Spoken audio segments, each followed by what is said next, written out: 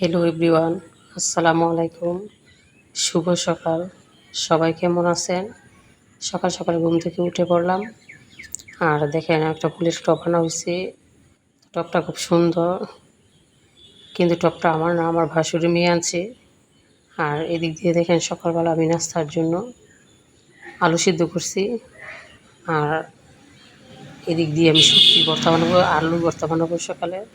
আর আলুর ভর্তা শুটকি ভর্তা দিয়ে সকালবেলা নাস্তা করবো। সকাল সকাল ভর্তা খেতে কিন্তু খুবই ভালো লাগে। তা সকালবেলা আজকে আমি ভাত রান্না করব না, কালকে রাত্রের ভাত ছিল অনেক, ওই ভাত দিয়ে আজকে সকালে ভর্তা দিয়ে খেয়ে ফেলবো। আর এখন দেখেন ছাদে চলে আসলাম। আর ছাদে আমার মুরগিগুলো দেখেন লাফালাফি করছে। আমার ছেলে ঘুম থেকে উঠে যখন মক্তবে চলে যায়, সেই সকাল 5:30টার দিকে মুরগি ছেড়ে দেয়, কবুতর এগুলো ছেড়ে দেয়। আর এদিক দিয়ে দেখেন আমার ছাদে ভেন্ডি হয়েছে 2টা, তো 2টা ভেন্ডি নিলাম। আর এদিক থেকে ক্যাপসিকাম গাছে ক্যাপসিকাম হয়েছে, তো ক্যাপসিকামগুলো কী কারণে জানি পচে যাচ্ছে জানি না। তো এটা একটুনি পছন্দ হচ্ছে, আর ওই সাইড ভালো, তো ক্যাপসিকামটা নিয়ে নিলাম। আর এই 2টা পাকতেছে, তো এই ক্যাপসিকাম দিয়ে নুডলস রান্না করব। আর এদিক দিয়ে চুলায় চলে আসলাম। তো দেখেন আমার আলু সিদ্ধ হয়ে গেছে। আর এই পর্যায়ে আমি আলু ভর্তা বানাবো। আর আলু ভর্তার জন্য মরিচটা টেলে নিলাম। আর এখন আমি শুটকি টেলছি। শুটকিটা ভালো করে টালা টালা করতে হবে, যেন পাতার রঙটা সবুজ না থাকে। তো পাতার রঙটা যখন একটু কালার হবে, কালচে কালচে দারুণ করবে, তখন শুটকিটা উঠানো হলে ওইটা দিয়ে যখন ভর্তা বানানো হয় তখন কিন্তু খুব টেস্ট হয়। আর এখন একটু তেল দিয়ে দিলাম শুটকির মাঝে, তো তেলটা দিয়ে ভালো করে নাড়াচাড়া করে নিচ্ছি। তো আমার ভিডিওটি যারা যারা দেখেন, যদি আপনাদের ভালো লাগে তো একটা লাইক, কমেন্ট ও শেয়ার করবেন। আর সবাই সবাইকে সাপোর্ট করবেন। আর যারা আমরা নতুন আছি আমাদেরকে পুরাতনরা সাপোর্ট করবে, আর আমরা সবাইকে সাপোর্ট করবো, নতুন পুরাতন সবাইকে। তো এদিকে শুটকি ভর্তার জন্য বসে পড়লাম। আর দেখেন আমার মেয়েটা বারবার চলে আসছে পাটার বাসে, কারণ সে ভর্তা বানাবে। তার একটাই কথা, সকাল বিকাল রাত সে শুটকির ভর্তা বানাবে, শুটকি ভর্তা দিয়ে খাবে। তো আমি মরিচগুলো ভালো করে বেটে নিচ্ছি। আর এখন শুটকি দিয়েও বাটা রুটি করলাম। শুটকিটা যখন ফ্রেশ করে বাটলাম তখন একটা রসুন দিয়ে দিলাম। আর কাঁচা রসুন যখন দেবেন তখন শুটকির ভর্তার আরও বেশি টেস্ট হয়। আর এখন আমি পেঁয়াজ দিয়ে দিলাম, আর পেঁয়াজটা আদা বাটা করলাম। তো আমার ভর্তা বানানো শেষ। মাশাআল্লাহ, ভর্তাটা খেতে কিন্তু খুব টেস্ট হয়েছিল। দেখেন ভর্তার কালারটা খুবই সুন্দর হয়েছে। আর অনেকগুলো মরিচ দেওয়ার পরও কিন্তু ভর্তাটা বেশি জাল হয় নাই, জাল কম হতে আরও টেস্ট হয়েছে। আর আমরা যারা জাল খাই প্রচুর,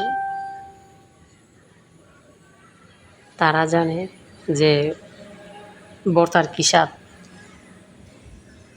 আর এদিক দিয়ে আমি আলু ভর্তাটা বানাইতেছি। তো আগে আমি পেঁয়াজ মরিচ এগুলো হাতে মেখে নিচ্ছি। আর এখন আমি আলু দিয়ে ভালো করে মেখে নিচ্ছি। তো আলু ভর্তা বানানো শেষ হলে খাওয়া দাওয়া করব। সবাই চলে আসেন, একসাথে বসে খাই। সবাইকে আলু ভর্তার দাওয়াত রইল, আর শুটকির ভর্তা। তো আজকে শনিবার, আমার স্কুল বন্ধ। আর কালকে চলে গিয়েছিলাম আমার শ্বশুরবাড়িতে। শ্বশুরবাড়িতে সবার সাথে ছোটো যা দাওয়াত দিয়েছিল, তো ওইখানে দুপুরে খাওয়া দাওয়া করে চলে আসলাম সন্ধ্যায়। তো কালকে কিন্তু কোনো ভিডিও করতে পারিনি, কারণ সবাই তো কেউ শ্বশুরবাড়ি থেকে সাপোর্ট পায়, আবার কেউ পায় না। তো আমি যে সাপোর্ট পাবো এরকম না, পাবোই না, কোনো সময় সাপোর্ট পাবো না। হ্যাঁ, সে কারণে আমিও ভয়ে কোনো কিছু করতে পারিনি। ছোট হলেও ওদেরকে আমি খুব ভয় পাই, কারণ আমার হাজব্যান্ড কিন্তু আবার অন্যরকম মানুষ।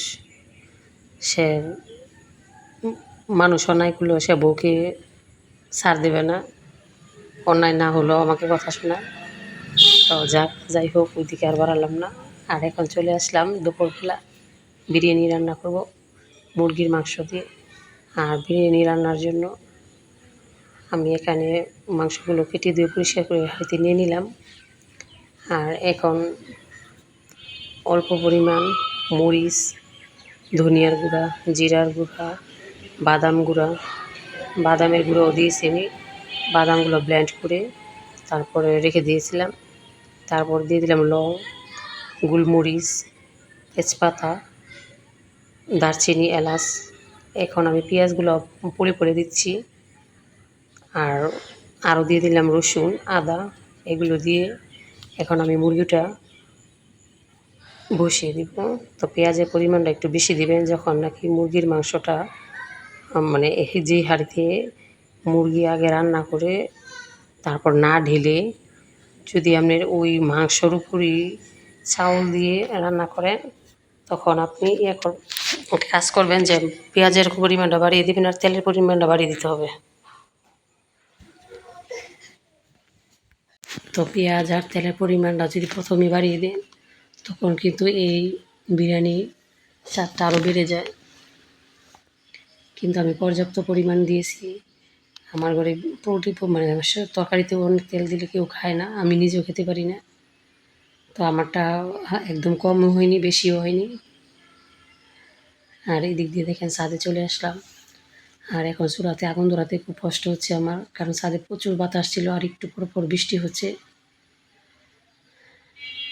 তো গ্যাসে রান্না করলে আমি খেতে পারি না, আমার কাছে ভালো লাগে না। যেহেতু দিন ভালো না, বৃষ্টি বাদলের দিন, তার কারণে বেশিরভাগ আমার গ্যাসে রান্না হয়।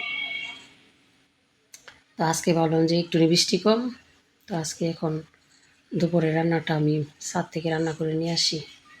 তো এদিক দিয়ে দেখেন আমার মাংস কষানো শেষ।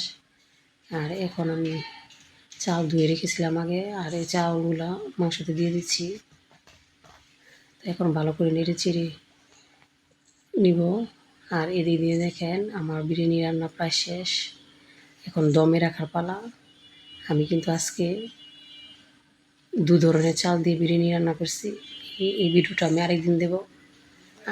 ঘরে আতপ চাল ছিল, আতপ চালও দিলাম, আবার পোলাওর চালও দিলাম, চিনি গুঁড়া চাল দুটো একসাথে দিয়ে বিরিয়ানি রান্না করলাম। দেখেন এখন পরিবেশন করছি, কী সুন্দর হয়েছে মাশাআল্লাহ, খেতে খুব টেস্ট হয়েছে মাশাআল্লাহ।